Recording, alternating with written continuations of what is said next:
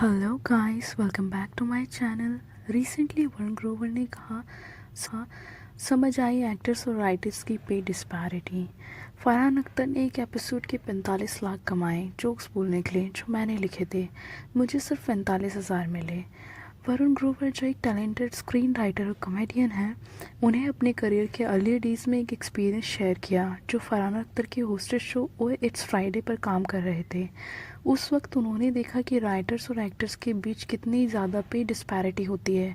Material लिखने के बावजूद ग्रोवर ने फरहान से काफ़ी कम पैसे कमाए, जो उन्हें ये सोचने पर मजबूर कर गया कि राइटर्स के काम को परफॉर्मेंस के कंपैरिजन में कितनी कम वैल्यू मिलती है।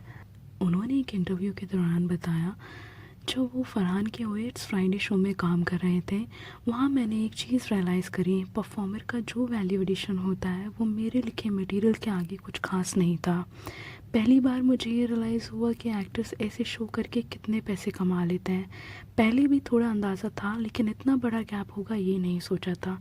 शायद मुझे झूठ भी बोला गया हो, लेकिन सिर्फ मुझे चढ़ाने के लिए, पता नहीं। लेकिन मुझे बताया गया कि फरहान को एक एपिसोड के 45 लाख मिलते हैं और मुझे सिर्फ 45,000। उन्होंने ये भी कहा कि ये सब तब था जब शो का बजट बहुत बड़ा था। वरुण ग्रोवर ने मेंशन किया कि वो मेरे लिखे लाइंस बोल रहे थे और उसके बावजूद भी वो 100 गुना ज़्यादा पैसा कमा रहे थे। ऐसा नहीं था कि उन्होंने मटेरियल में 100 गुना ज़्यादा वैल्यू ऐड की हो। शो यशराज स्टूडियोज़ में शूट होता था। उन्होंने बोला कि सेट के प्रॉप्स की कॉस्ट मेरी सैलरी जितनी थी। उसी इंटरव्यू में वरुण ग्रोवर ने अनुराग कश्यप के पोस्ट पर नो लिखने का रीज़न भी बताया, जो उन्होंने एनिमल फिल्म के डायरेक्टर संदीप रेड्डी को प्रेज़ करने के लिए पोस्ट की थी। उन्होंने कहा, देखिए, अगर कोई किसी फिल्म या किसी आर्ट पीस को डिफेंड करता है, चाहे वो कितना भी कॉन्ट्रोवर्शियल या पॉलिटिकली इनकरेक्ट हो, उस व्यू पॉइंट को समझाने की कोशिश करता हूँ, लेकिन किसी आर्टिस्ट को डिफेंड करना अलग बात होती है।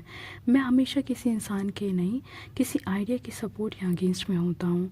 मुझे लगा कि कश्यप सर का पोस्ट फिल्म के नहीं, फिल्म मेकर को डिफेंड कर रहा है, उनके बिहेवियर को जस्टिफाई कर रहा है, फिल्म का जिक्र नहीं था, सिर्फ फिल्म लेकर की था। उन्होंने ये भी कहा कि संदीप रेड्डी ने पहले भी सोशल मीडिया पर लोगों से लड़ाई की है।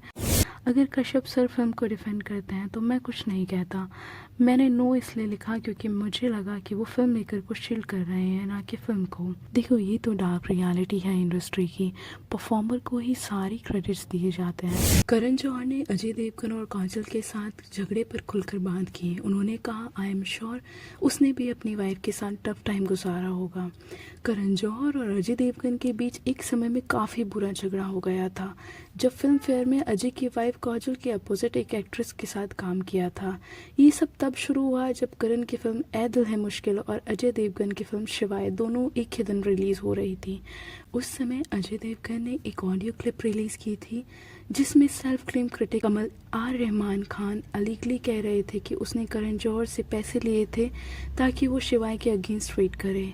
इस कंट्रोवर्सी के बाद काजल ने भी अपने हस्बैंड की साइड ली और करण के साथ अपनी दोस्ती तोड़ दी। इस इंसिडेंट के बारे में करण ने अपनी ऑटोबायोग्राफी एन अनसूटेबल बॉय में भी लिखा है। उसमें उन्होंने बताया कि काजल के साथ उनकी दोस्ती का रिश्ता ऑफिशियली ख़त्म हो चुका है। वहाँ पर करण ने लिखा, वो मेरे लिए एक इमोशनल झटका था। उसने मुझे एक व्हाट्सएप पर एक मैसेज भेजा था जिसमें सिर्फ एक ही वर्ड था, शॉक्ड। उस मैसेज ने मेरा दिल तोड़ दिया। उस वक्त मुझे लगा कि अब कुछ भी बाकी नहीं रहा। उसके लिए मेरी फीलिंग्स ऑलमोस्ट डेड हो गई थी। मेरे लिए वो दोस्ती ऑफिशियली ख़त्म हो गई थी।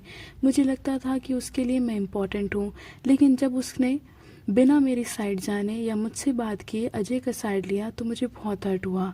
उन्होंने ये भी लिखा, मैं उस दोस्ती को 25 साल से ज़्यादा से निभाते आ रहा। It was such an emotional moment for me. जब उसने मेरे बच्चों के लिए प्यार दिखाया और आई उनके बर्थडे पार्टी में तो मुझे लगा कि हमारा रिश्ता एक नए मोड़ पर आ गया है। उसने मुझे रियलाइज़ कराया, दोस्ती सिर्फ एक फेस का नाम नहीं होता। उसमें कभी कभी ब्रेक्स आते हैं, लेकिन अगर इमोशन जेन्युइन है तो सब ठीक हो जाता है। उस समय करण ने ये भी बोला था, मैं श्योर हूँ कि अजय भी अपनी पर्सनल लाइफ में कई स्ट्रगल से गुजर रहा होगा। शायद उस वक्त उसके और काजल के बीच कोई टेंशन हो। हर मैरिज में अप्स एंड डाउन्स होते हैं। मुझे लगा कि मुझे उस वक्त ज़्यादा रिएक्ट नहीं करना चाहिए। Time heals everything. आज करण, अजय और काजल के बीच सब कुछ ठीक है। अगर आपको ये वीडियो पसंद आया तो प्लीज़ लाइक करें, कमेंट सेक्शन में अपना ओपिनियन ज़रूर शेयर करें। Thank you so much for watching. Bye bye.